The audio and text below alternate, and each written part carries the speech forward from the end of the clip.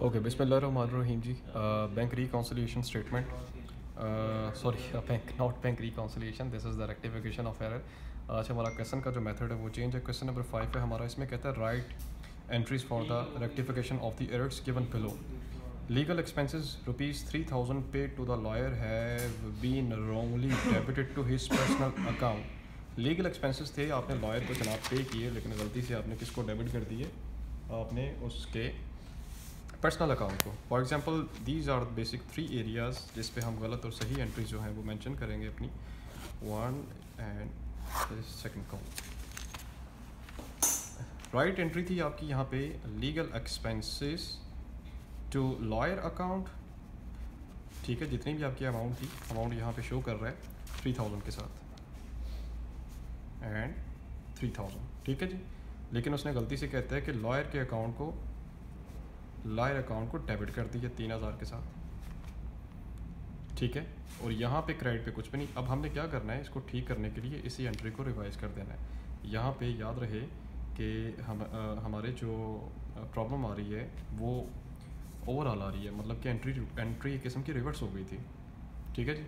Legal expenses उसने यहाँ पे लिखे ही नहीं और गलती से लॉयर को डेबिट कर दिया। हम ठीक करने के लिए यहाँ पे legal expenses account debit and lawyer account credit करेंगे।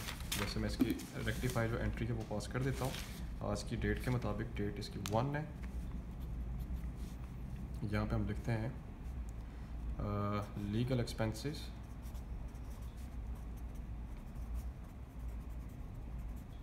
एंड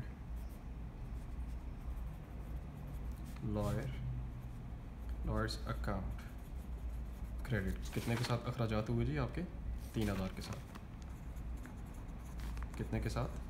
3000 के साथ। यहाँ ये कहते हैं wrongly debit to lawyer personal account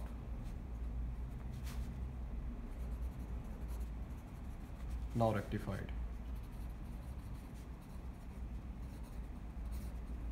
अब आपने इसको क्या कर दिया जी? दुरुस्त कर दिया, ठीक है। ये एक चीज़। अब उसके बाद जी अगली चीज़ इसमें आ रही है, सेकंड एंट्री है आपकी। उसमें कहते हैं अ bill receivable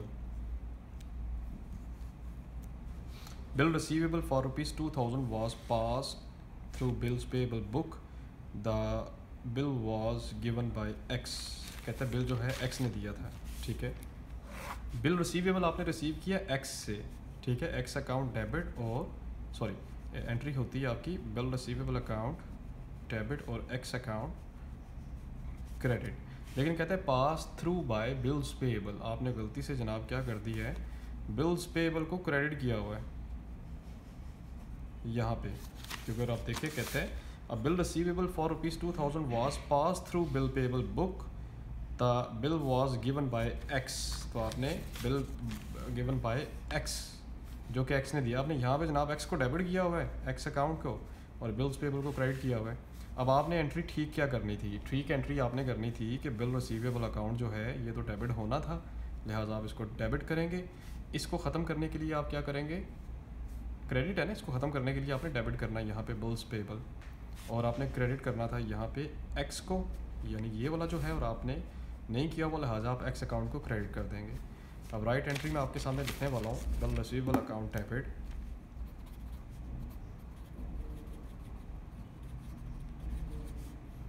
and bills payable account debit और एक्स अकाउंट क्रेडिट। बिल कितने के साथ था दूसरी एंट्री के अंदर? 2000 के साथ। तो जनाब 2000 BR के सामने है, 2000 BP का बिल्स पेएबल का, और इन दोनों को जमा करके अमाउंट लिखेंगे यहाँ पे 4000 के साथ। ये नया कंसेप्ट है इस क्वेश्चन के अंदर, इसको अच्छे से आपने अंडरस्टैंड कर लेना है, ठीक है जी। ना बात समझ में आए तो आप दोबारा मुझसे कमेंट सेक्शन में पूछे, मैं रिवाइज़ कर दूंगा इस चीज़ को। अब कहता है कि wrongly credited to bills payable now rectified. अब आपने इसको क्या कर दिया जी? रेक्टिफाई कर दिया। अब एंट्री नंबर 3, ठीक है। Trade expenses of ₹180 posted in the ledger ₹810 trade expenses थे 180 के साथ, आपने गलती से लेजर में पोस्ट कर दिए जी 810 के साथ, तो ये अंडर कास्ट है या ओवर कास्ट है? यार 180 लिखना था, 810 लिख दिया, ज़्यादा अमाउंट लिख दिया तो ओवर कास्ट है। ट्रेड आपके एक्सपेंसेस होते हैं, एक्सपेंसेस में इजाफा हो तो डेबिट करते हैं, लेकिन यहाँ पे एंट्री रिवर्स करेंगे, उसको क्रेडिट करेंगे, ठीक है। और डेबिट किसको करेंगे? सस्पेंस को करेंगे, क्योंकि उसने ट्रेड एक्सपेंसेस के अलावा और किसी अकाउंट के बारे में बताया ही नहीं। यहाँ पे आप लिखेंगे सस्पेंस अकाउंट डेबिट और ट्रेड एक्सपेंसेस अकाउंट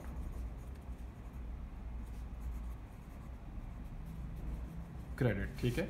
कितने के साथ? 180 है ना, उसने कहा जी 180 था, आपने 810 लिख दिए, तो 810 माइनस 180, तो ये बनता है आपका जनाब, कैलकुलेटर से हम जनाब इसका डिफरेंस निकालेंगे ट्रेड एक्सपेंसेस का, 630।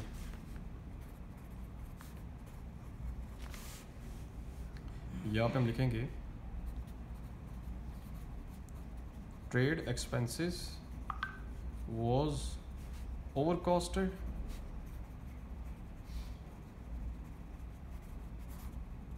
now rectified, आपने उसको क्या कर दिया जी? रेक्टिफाई कर दिया। अब एंट्री नंबर 4 की तरफ आ जाएं। एंट्री 4 में कहते हैं a sale of ₹3000 to A, आपने ए को सेल किया जी 3000 की, was wrongly debited to B account, आपने गलती से डेबिट किसको कर दिया? बी को।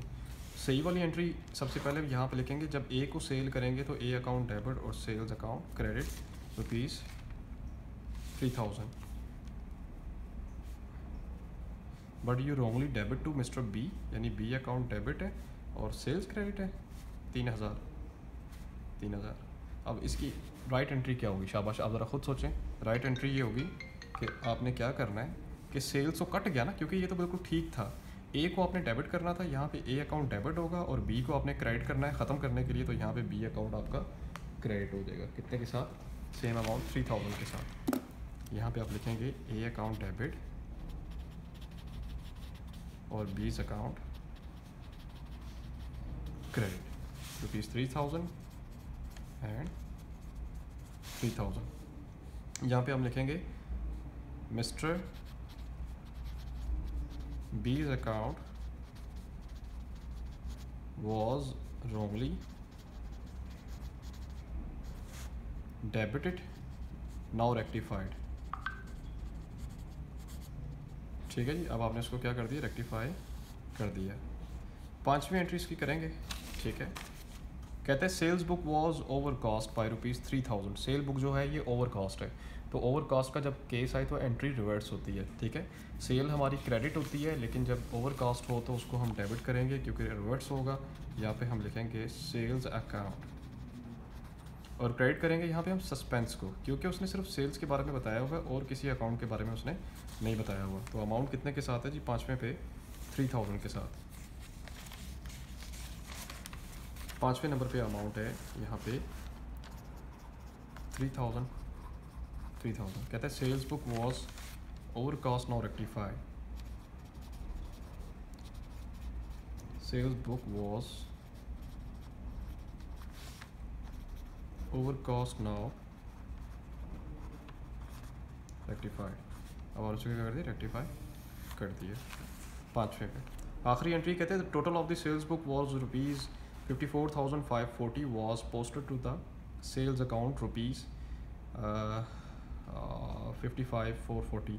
कहता है जो सेल्स बुक है ना टोटल, उसकी अमाउंट थी 54,540 के साथ, लेकिन आपने सेल बुक में पैसे लिखे हैं 55,440। ओवर कॉस्ट है ना यार, 54,540 था लेकिन गलती से 55,440 लिख दिया, हो जाती होती है मिस्टेक्स। तो आपने क्या करना है जी? पहली आइडेंटिफाई करना है कि अंडर कास्ट है या ओवर कास्ट है। एक बात आइडेंटिफाई करना है अंडर कास्ट है या ओवर कास्ट है।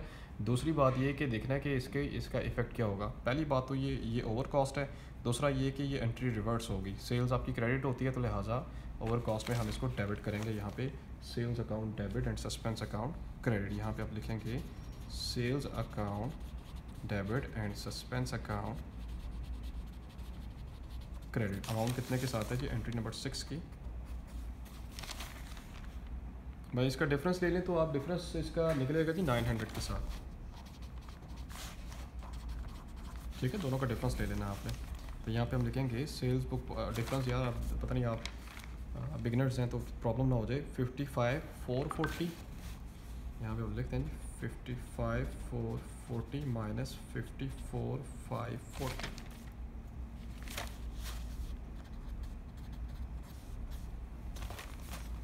Sales book was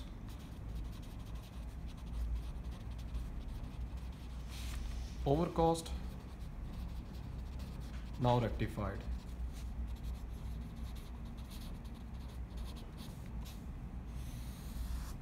ठीक है, so it was the question of the rectification of error. अब इस बुक के मुताबिक ये 5वां क्वेश्चन मैंने आपको करवाया है।